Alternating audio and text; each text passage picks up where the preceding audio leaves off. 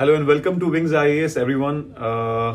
Today we have with us Dr. Peer Zada, who has recently qualified the JKS 2021 exam, and we are very lucky to have him with us today. Peer Zada साहब बहुत बहुत खैर मकदम है आपका, बहुत बहुत स्वागत है हमारे चैनल पे. थैंक यू सो मच, आपने वक्त निकाला और सबसे पहले तो आपको बहुत बहुत मुबारकबाद आपके सिलेक्शन के ऊपर. Thank you so much sir, thanks a lot sir. Doctor पीर ज़ादा, आप शुरुआत करेंगे हम सबसे पहले जो हम हर किसी से पूछ रहे हैं, बेसिक्स. आप किस डिस्ट्रिक्ट से बिलोंग करते हैं, ग्रेजुएशन आपका किस में रहा और किस तरीके से सिविल सर्विसेज की तरफ रुझान हुआ आपका? Sir I belong to Lola valley of district Kupwara sir. Sir civil services का ये था कि 2011 से ही, जब मैं 11th क्लास में था तो मुझे ये शौक हुआ कि मुझे एडमिनिस्ट्रेशन में जाना है. तो कहीं ना कहीं ये माइंड में था. तो मैंने फिर जो मेरी ग्रेजुएशन 2020 में मेरी कंप्लीट हुई, बीडीएस किया है मैंने सर. तो 2 महीने बीडीएस किया था मैं, वहां पे मैंने पढ़ाई की, लेकिन माइंड में मेरे था कि मुझे सिविल सर्विसेज में ही जाना है. तो उस हिसाब से मैंने प्रिपरेशन नहीं की थी सिविल सर्विसेज की जूरी में ग्रेजुएशन, बट वो सोच में डेवलप कर रहा था 2011 से. मतलब जियो पोलिटिकल सिचुएशंस क्या हो रही है, नए सोशो पोलिटिकल डेवलपमेंट जो भी कंट्री में हो रहे थे या ग्लोबल लेवल पे, तो मैं उन चीजों को फॉलो कर रहा था. न्यूज़पेपर पढ़ने की आदत डाली थी, नए नए कुछ आर्टिकल्स आ रहे थे, वो मैं फॉलो करता था.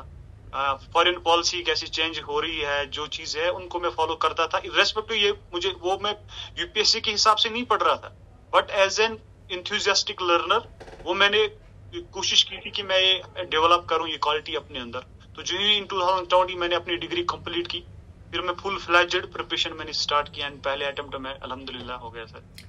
और पहले ही अटेम्प्ट में एकदम से क्वालिफाई करना, it's a very big thing, specially तब जब एक नया पैटर्न का एग्जाम था, यूपीएससी लेवल का एग्जाम था. सो पहले ही अटेम्प्ट में क्वालिफाई करना का मतलब ये है कि आपकी स्टार्टिंग से ही मेहनत बहुत सही रही थी. और एक होता है ना, कहते हैं कि स्टार्टिंग में यूपीएससी प्रिपरेशन में अक्सर कई मिस्टेक्स इंसान करता है, तो कहीं ना कहीं आपने उस सभी मिस्टेक्स को अवॉइड करते हुए आप फाइनल लिस्ट तक पहुंच गए. और specially Lolab valley, Kupwara valley से इतनी मतलब मैं जानता हूं वहां पर रिसोर्सेज भी बहुत कम है from the perspective of UPSC study material, बाकी सब चीजें. तो आप कह रहे हैं कि 11th क्लास से ही आपने प्रिपरेशन करना शुरू कर दिया था, नॉट फुल फ्लेज्ड, बट कहीं ना कहीं आप इस जियोपॉलिटिकल इश्यू सब कुछ देखना शुरू कर गए थे. फुल फ्लेज्ड प्रिपरेशन आपने डिग्री के बाद ही शुरू की? Yes sir, full fledged after 2020.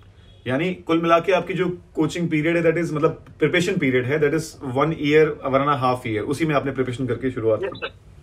बहुत ही बढ़िया. yes, अब आप मुझे ये बताएं कि मैं हर किसी सिलेक्टेड कैंडिडेट से ये पूछ रहा हूं कि हम सब जितने भी गाइडेंस अवेलेबल है ऑनलाइन, टॉपर्स के इंटरव्यू हैं, सब कुछ है, हम सब वो देखते तो हैं. कहीं ना कहीं वो स्ट्रैटेजी को हम अपने हिसाब से थोड़ा बहुत ऑल्टर भी करते हैं, और कुछ अपने इंसाइट्स होते हैं हर किसी सिलेक्टेड कैंडिडेट की कि मैंने ऐसा किया, मुझे ये सही लगा, तो मैंने उसको इंप्लीमेंट किया और उसके मुझे रिजल्ट्स मिले. अब कॉमन चीजें तो सबको पता ही हैं कि बुक लिस्ट क्या है, प्रिपरेशन 1 साल की होती है, 1.5 साल की होती है, प्रीलिम्स होता है, मेंस होता है, इंटरव्यू होता है. पर मैं अगर आपके बारे में बात करूं, आपकी यूनिक प्रिपरेशन के बारे में, तो आपने ऐसा क्या चीज आपने डिफरेंट की जो आप किसी को रिकमेंड कर सकते हैं कि भैया देख, मैंने ये चीज को अवॉइड किया और मैंने ऐसा किया तो मुझे रिजल्ट्स इमीडिएटली मिल गए? सर आई बिलीव इस प्रिपरेशन में क्या पढ़ना है, इससे ज्यादा जरूरी यह है कि क्या नहीं पढ़ना. वो सर यूजुअली क्या होता है काफी कैंडिडेट से, वो तो एफर्ट्स सर लगाते हैं, बट वो मिसडायरेक्टेड एफर्ट्स होते हैं. उस जगह मेहनत करते हैं जहां पे वो उसका प्रॉफिटेबल वो नहीं होता है. तो मेरी अल्हम्दुलिल्लाह मैं इस चीज में बहुत खुश हूं कि मेरी जो प्रिपरेशन थी, मेरी जो स्ट्रेटजी थी, जो मैंने डिजाइन की थी खुद, बहुत सारी चीजें देख के, सारे फैक्टर्स को नजर में रख के मैंने एग्जीक्यूशन पे ज्यादा फोकस किया था. और इसके लिए सबसे बड़ी चीज क्या होती है जिससे हमें पता चलेगा कि किस टीयर, जो है प्रीलिम्स हो, मेंस हो या पीटी हो, वो क्या डिमांड करता है आपसे, वो है सर पीवाईक्यूज. पीवाईक्यूज से ही पता चलेगा आपको कि ये एग्जाम आपसे चाहता क्या है. सर प्रीलिम्स में अगर आप पीवाईक्यू हम देखेंगे तो हमें पता चलता है कि ये एग्जाम ये फैक्चुअल है, यहाँ पे आपकी स्मार्टनेस ज्यादा चलती है, आपको बेसिक टू द पॉइंट चीजें पता होनी चाहिए, कॉन्सेप्चुअल क्लियरिटी आपसे चाहता है. बट मेंस सर थोड़ा डिफरेंट है, वहां पे आपके एनालिटिकल स्किल्स देखे जाते हैं, आपकी प्रेजेंटेशन देखी जाती है, आप चीजों को कैसे अपने तरीके में प्रेजेंट करोगे. पीटी सर आई बिलीव उसकी कोई प्रिपरेशन नहीं है। जैसे अभी शेड्यूल आया तो उसके बाद तो ऐसा नहीं कि 2 महीने में पीटी के लिए कोई प्रिपेयर करेगा। ये असल में पर्सनालिटी टेस्ट ही सर जिससे उसको कहते हैं। ये असल की इंसान की जो पर्सनालिटी बचपन से अभी तक इसकी क्या है वो वहां पे दिख जाती है।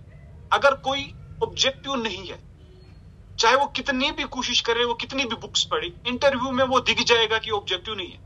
मैंने ये सर देखा है कि ऑब्जेक्टिव में अगर ऑब्जेक्टिविटी जितनी भी क्वालिटीज ऑफ सिविल जो होनी चाहिए एक सिविल सर्वेंट में, जैसे selflessness, objective, honest, leadership qualities, PT में जो कोई भी क्वेश्चन पूछा जाता है उनको हमारे फैक्ट से कोई वास्ता नहीं है। वो उस क्वेश्चन के जरिए ये देखते हैं क्या इसमें वो क्वालिटीज है जो एक सिविल सर्वेंट को होनी चाहिए। जैसे कि सर मुझे उन्होंने क्वेश्चन पूछा था, since I come from an police background, should we revoke AFSPA from the Jammu and Kashmir.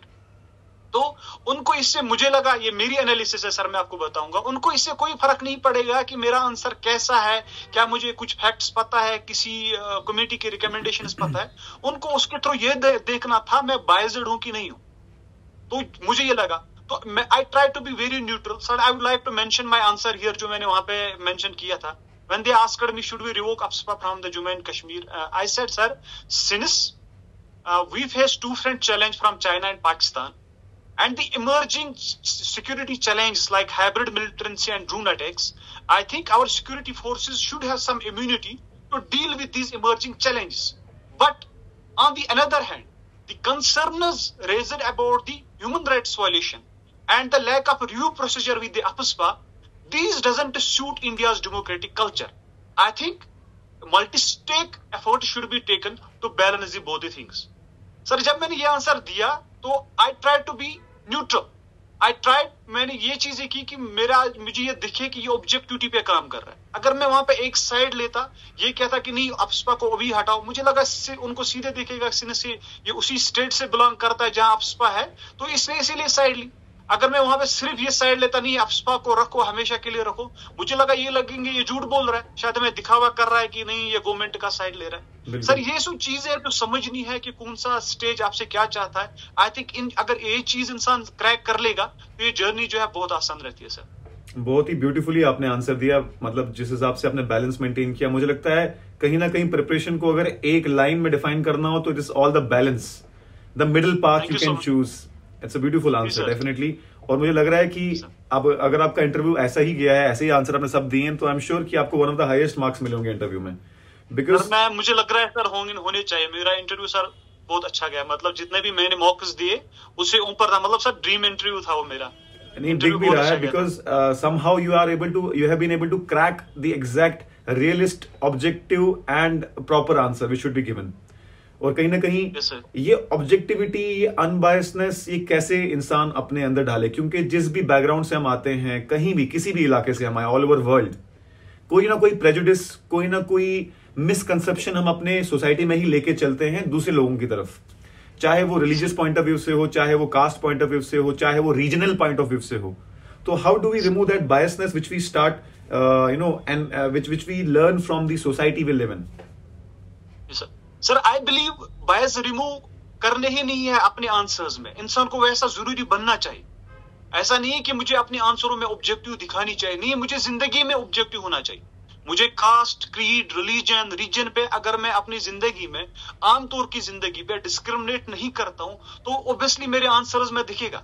अब मैं अगर चाहूंगा यहां से मैं रिलीजियस के बेसिस पे, कास्ट के बेसिस पे लोगों के साथ वो दिमाग में रखता हूं, फिर मैं कोशिश करूंगा मेरे आंसर में ऑब्जेक्टिविटी दिखेगी, इम्पार्शियलनेस दिखेगी, ये बिल्कुल गलत है सर। मुझे नहीं लगता ऐसे पॉसिबल है। हमें ऑनेस्ट होना चाहिए, हमें लिबरल होना चाहिए, हमें चीजों को ऑब्जेक्टिविटी से देखेंगे। अगर हम जिंदगी में जो हम आमतौर पे डिसीजंस लेते हैं लाइफ में, अगर हम वैसे ही रहेंगे तो क्या जरूरत है झूठ बोलने की या फिर कोशिश करने की ऑब्जेक्टिव होने की। आई बिलीव ये जिंदगी का टेस्ट है पीटी, क्योंकि वहां पे सर इतनी एक्सपीरियंसड लोग होते हैं हमारे सामने में, कितनी भी झूठ बोलने की कोशिश करेंगे वो 2 मिनट में दिखा देते हैं कि इंसान की असलियत क्या है। ये क्या वो पता भी नहीं चलता है, जो वहां पे कैंडिडेट होता है कि इनको पता चल गया है कि ये किस लाइन का है। मतलब your point of view is कि भाई आप जिंदगी में वैसे ही बनो तो आपको प्रिटेंड करने की जरूरत नहीं पड़ेगी, चाहे वो आंसर हो, चाहे वो इंटरव्यू हो, चाहे वो रियल लाइफ सिविल सर्वेंट को एक अच्छे तरीके से एक्ट करना हो। Beautifully said, beautifully said. अच्छा, now let me come to the optional के बारे में बताएं कि आपने कैसे प्रिपरेशन की, और उस ऑप्शनल को चूज कैसे किया आपने? सर मैंने ऑप्शनल जो है मेरा सर एंथ्रोपोलॉजी है, और चूज करने के लिए सर मैंने 3 क्राइटेरिया अपने सामने रखे। IPS, आई था सर इंटरेस्ट। अगर मैं ये मानता हूं, क्योंकि जर्नी जो सारा ये रेस नहीं है, मैराथन है, इंसान को ये नहीं पता 1 साल लगेगा, 6 साल लगेंगे, 5 साल लगेंगे। बिल्कुल। बिना इंटरेस्ट के वो बुक जो आपके एग्जाम का 500 मार्क्स बनते हैं, बिना इंटरेस्ट के वो पॉसिबल नहीं है कि इंसान उसको पूरे साल, हर दिन, हर रात 2 घंटे ही सही, कभी 3 घंटे से आपको ये पढ़ना है, विदाउट इंटरेस्ट ये पॉसिबल नहीं है। दूसरा सर P है जो प्रीवियस एनालिसिस। हमें ये जरूरी देखना है सर इसमें, क्योंकि हमें एग्जाम क्रैक करना है, हमें कोई वो स्कॉलर नहीं बनना है इन सब्जेक्ट्स में, कोई रिसर्च नहीं करनी है। हमें ये जरूरी देखना है कि कौन सा सब्जेक्ट पे जो प्रीवियस ट्रेंड्स है, कौन स्कोरिंग है, कौन नहीं है। ये बिल्कुल रेशनल डिसीजन है, इसमें कोई शर्म की बात नहीं है अगर मैं वो ऑप्शनल चूज करूं जो स्कोरिंग है। सर थर्ड जो था मेरा S, सोर्सेज अवेलेबिलिटी।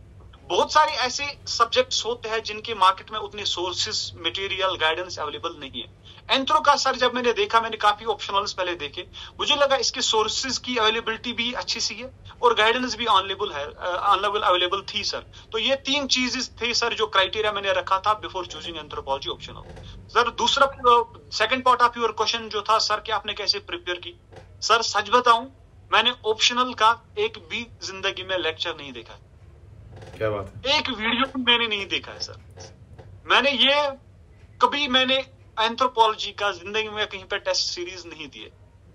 इतना भरोसा सर, पता नहीं मैं ओवर कॉन्फिडेंट था क्या था, मुझे इतना भरोसा था अपनी आंसर राइटिंग पे। मैंने सोचा कि मैं ये नहीं करूंगा, ये सब्जेक्ट है, मुझे उसको पढ़ना है। अगर PYQs को मैं सॉल्व कर पाता हूँ, फिर जो टॉपर्स के आंसर कॉपीज है UPSC के, उनसे कंपेयर करके अगर मैं आंसर अच्छा लिख पा रहा हूँ, मुझे नहीं लगता है मुझे किसी कोचिंग की इस चीज की जरूरत है। द रीजन बीइंग मैंने उसका सिलेबस देखा था एंड 30% सर उसमें जो था बायोलॉजिकल एंथ्रोपोलॉजी। सिंस मैंने BDS किया है, बायोलॉजी पढ़ी है, तो वो चीजें पहले ही मुझे लगा ये मेरे लिए ठीक है। फिर सेकंड पेपर B जो है सर एंथ्रोपोलॉजी का, वो भी डूएबल है। मुझे नहीं लगता है उसमें इंसान को ज्यादा परेशान होने की जरूरत है अगर इंसान अच्छे से पढ़े, प्रोवाइडेड उसको उसमें इंटरेस्ट हो। सिंस मुझे इंटरेस्ट लगा, मुझे सिलेबस के हर पार्ट से इंटरेस्ट लगा और मुझे लगा मैंने अच्छे से सर उसको बहुत पढ़ा, मैंने स्टैंडर्ड बुक से पढ़ा। सर यहाँ पे क्या है ना सर, जम्मू कश्मीर के पर्सपेक्टिव से हम देखेंगे, यहाँ पे एंथ्रो सब लेते हैं, क्योंकि आधों को क्या होता है सर, प्रीलिम्स निकलने के बाद एंथ्रो चूज करते हैं। बिल्कुल, उनको लगता है बस नहीं लेंगे। और यहाँ पे जो रिविजन बुक्स है, अक्षत जैन सर की बुक है, विवेक बासवी सर की बुक्स है, उसको अपना फाइनल सोर्स मान के चलते।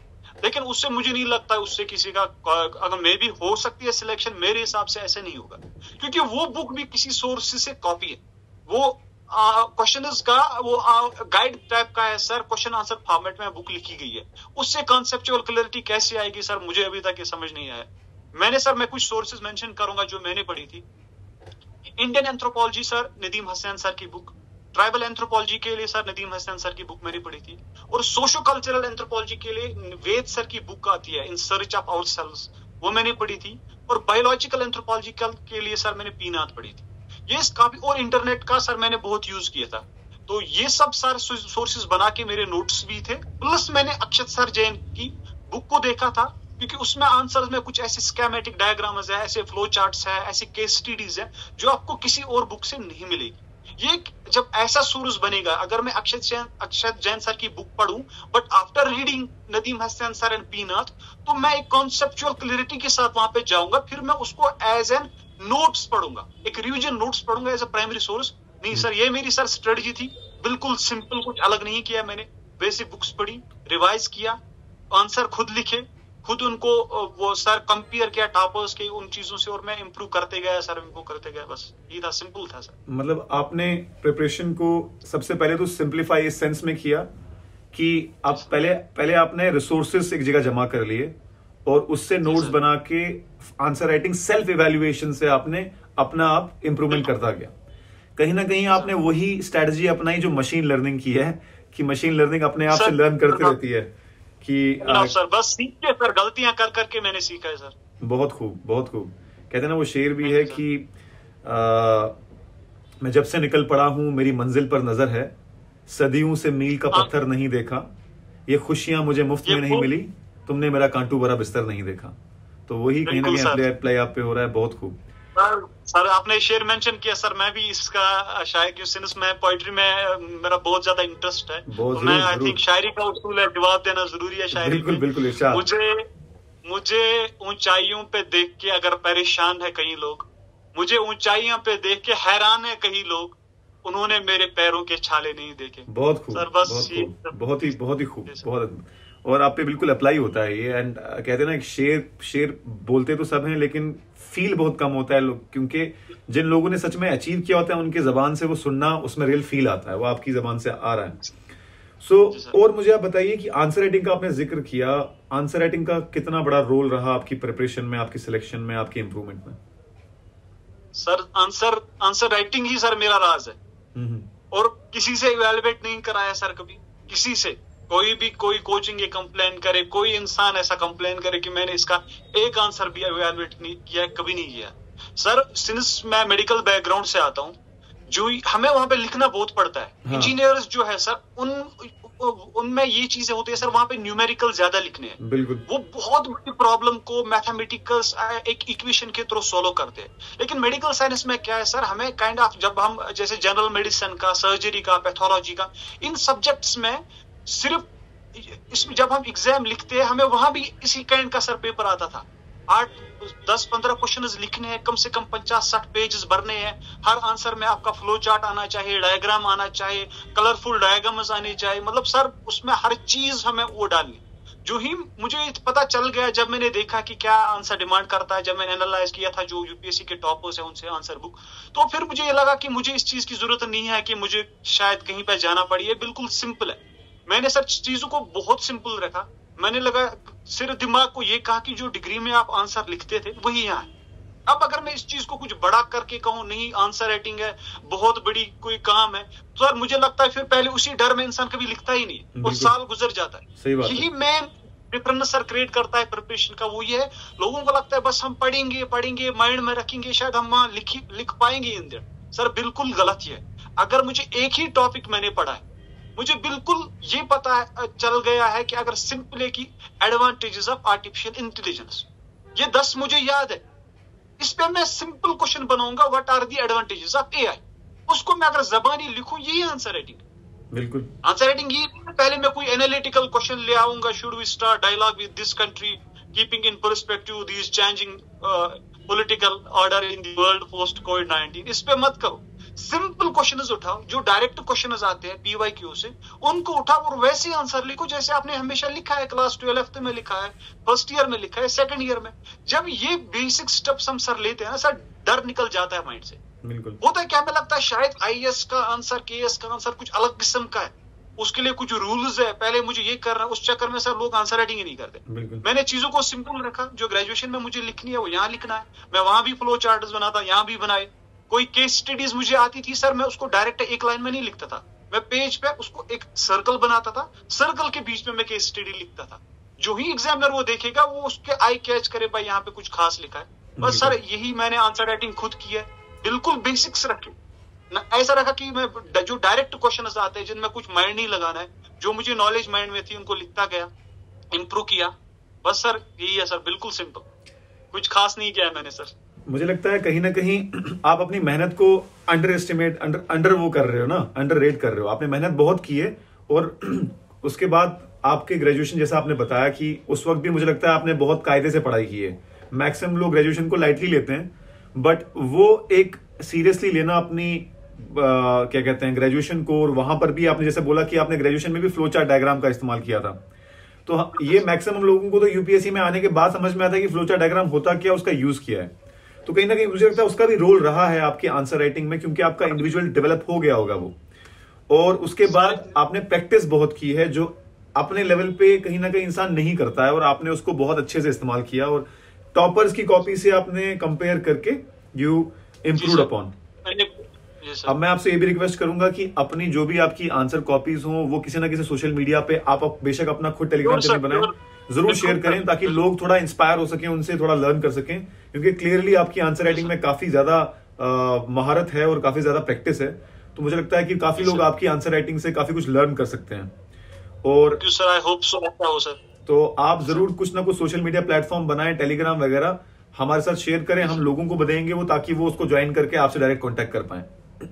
तो सर मैं हर किसी सेलेक्टेड कैंडिडेट को यही बोल रहा हूं, क्योंकि सिलेक्शन के 2-3 महीने इंसान फिर भी टाइम दे पाता है कुछ ना कुछ, उसके बाद तो ट्रेनिंग शुरू हो गई, और कई लोग तो जैसे आप भी यूपीएससी भी देंगे आगे, तो बिजी हो जाएंगे। तो इस वक्त टाइम भी है और इस वक्त आपको ताजा भी है माइंड में बिल्कुल, तो आप एकदम से बहुत अच्छे से बता भी सकते हैं। तो डेफिनेटली आप क्रिएट करें और हम वो आपकी आवाज लोगों तक जरूर पहुंचाएंगे।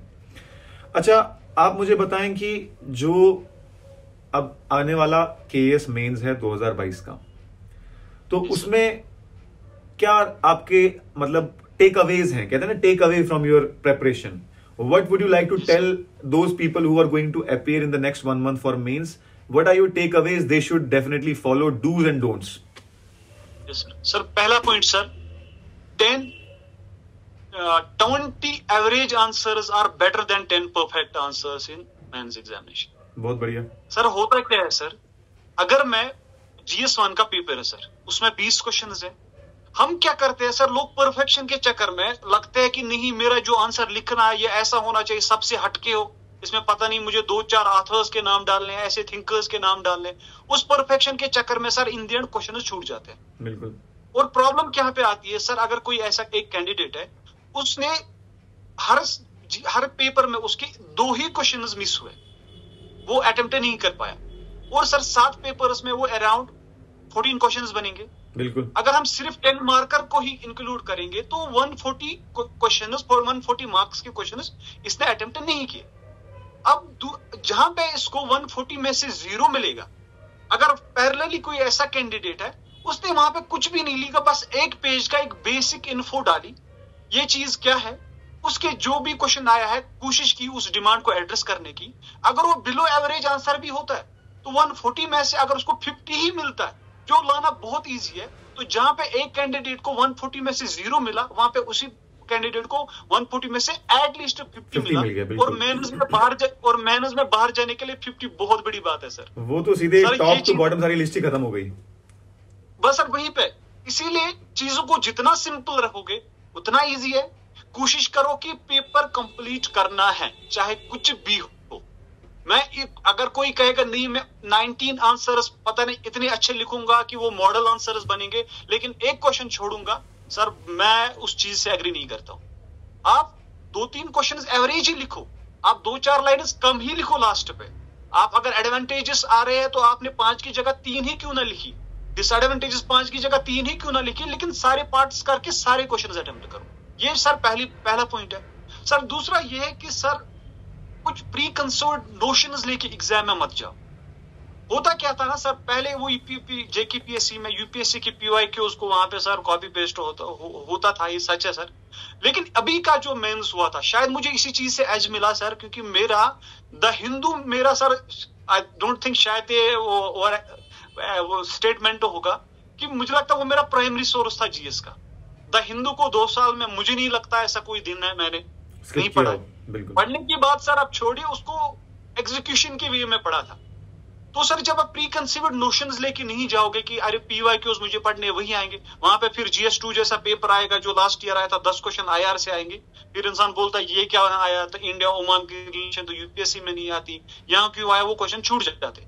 कुछ नोशन मत रखो, कुछ भी क्वेश्चन आ सकता है, क्वेश्चन आएगा उसको समझो, और ये डिमांड क्या कर रहा है उसको एड्रेस करना है। और कोई रूल नहीं है आंसर राइटिंग का। जब आप कोई क्वेश्चन आपको बोनसर लग रहा है, कोई रूल नहीं माइंड में रखो, और जो डिमांड वो आपसे मांग रहा है उस डिमांड को एड्रेस करो। चाहे आप उसको बुलेट पॉइंट्स में एड्रेस करो, पैराग्राफ्स में एड्रेस करो, स्कीमेटिक वे में एड्रेस करो, जिस तरीके से आप एड्रेस करोगे ऑब्वियसली या इनकी कल्मिनेशन से सार कुछ चीजें डालोगे, आपको मार्क्स मिलेंगे। क्योंकि जो उसको इवेल्युएट कर रहा है वो कोई वहां पे जालिम नहीं बैठा है, ना उसको यूपीएससी ने या जेकेपीएससी ने एक बुक दी है भाई ये चीजें आप सामने रखो, उनको माइंड में रखिए, आप टिक करो ये इस आंसर में ये क्राइटेरिया फॉलो हुआ है, ये ऐसा कुछ नहीं है। अगर आपसे क्वेश्चन पूछा है should India start dialogue with Pakistan, आपको इसको एड्रेस करना है, क्यों स्टार्ट करना चाहिए क्यों नहीं करना चाहिए, और एक बैलेंस्ड कंक्लूजन डालो।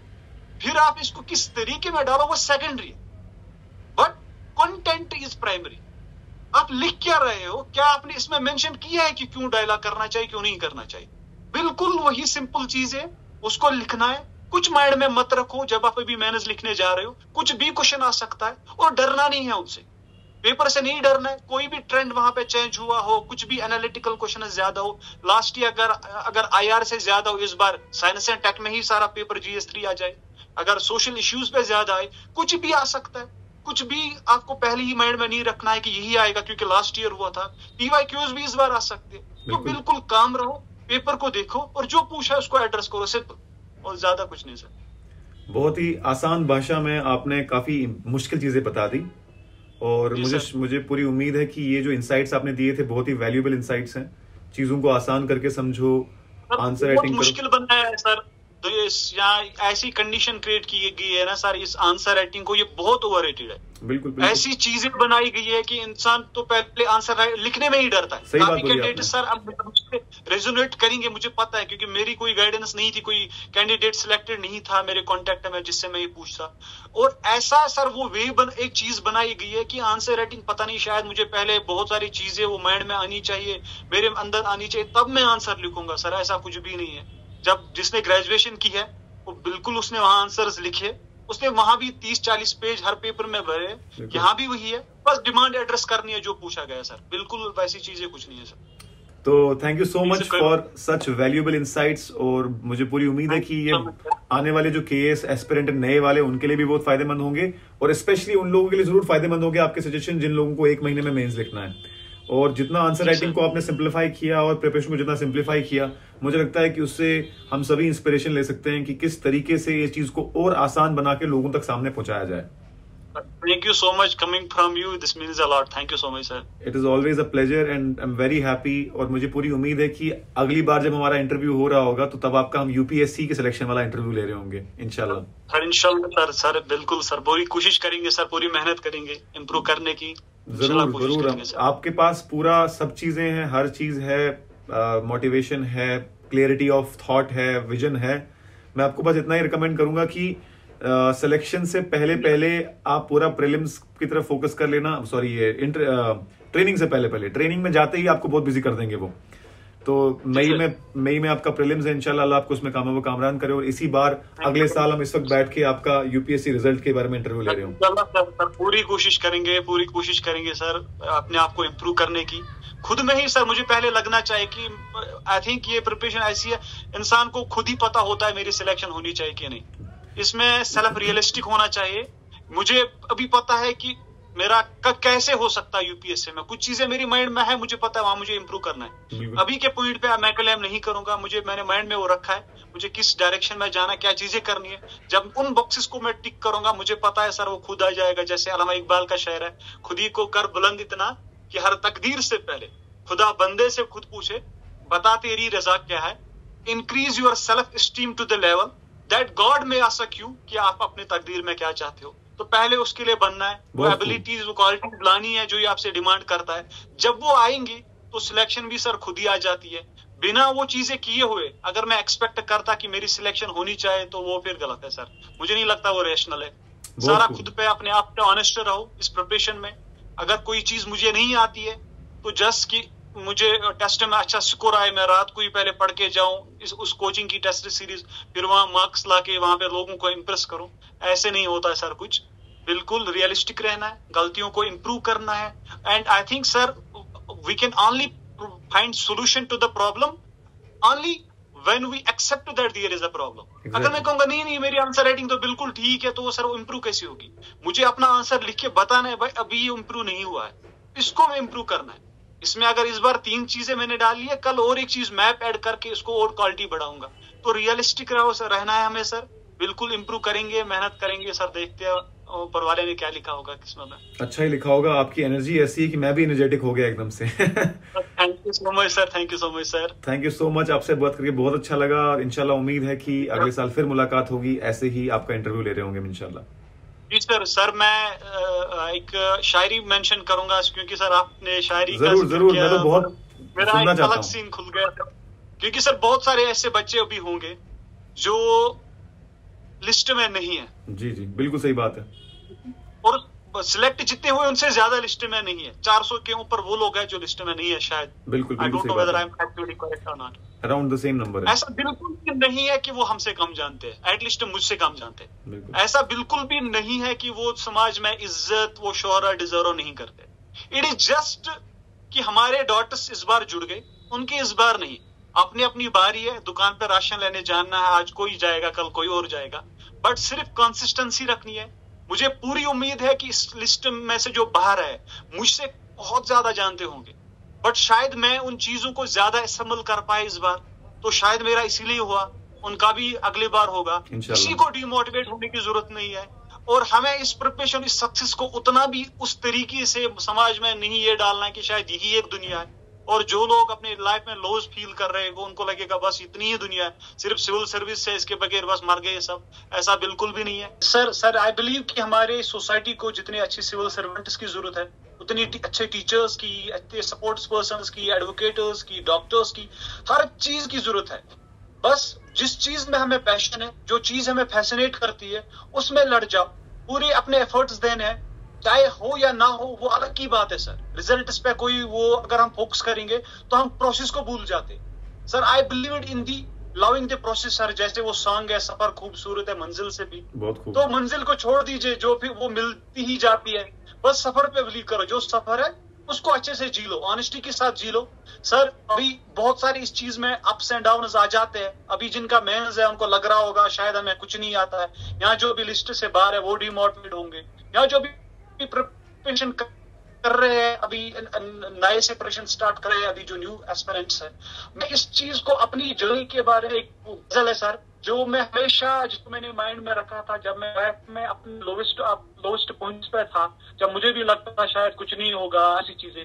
तो एक सर गजल है जाकिर साहब की, मैं शून्य पे सवार हूँ, बेअदब सा मैं खुमार हूँ, अब मुश्किलों से क्या डरूं, मैं खुद कहर हजार हूँ।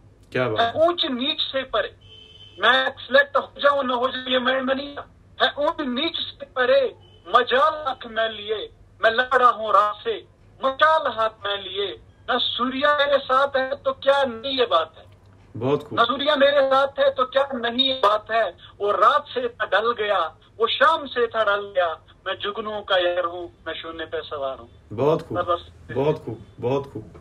आपने जो एंड किया ना, जो आपने उन लोगों की बात की जिन लोगों की सिलेक्शन नहीं हुई है, या जो लोग सोच रहे हैं कि यार अब क्या है जिंदगी में, this was a perfect culmination of this interview, कि आपने ना सिर्फ उन लोगों की बात की जो आने वाले हैं इस एग्जाम में, बल्कि उनकी अपने साथियों की भी बात की, द ब्रदर इन आर्म्स। मैं बोलूंगा सभी यूपीएससी एस्पिरेंट वालों को और केएएस एस्पिरेंट वालों को ब्रदर इन आर्म्स हैं वो, जिनका सबका, मैं तो कहता हूं अक्सर हम लोग बात करते थे कि ये वाहिद ऐसी फील्ड है जिसमें इंसान दुश्मन को भी नहीं बोलेगा कि ये कभी नाकामयाब हो, क्योंकि मालूम है कि कितना जहनी परेशानी रहती है।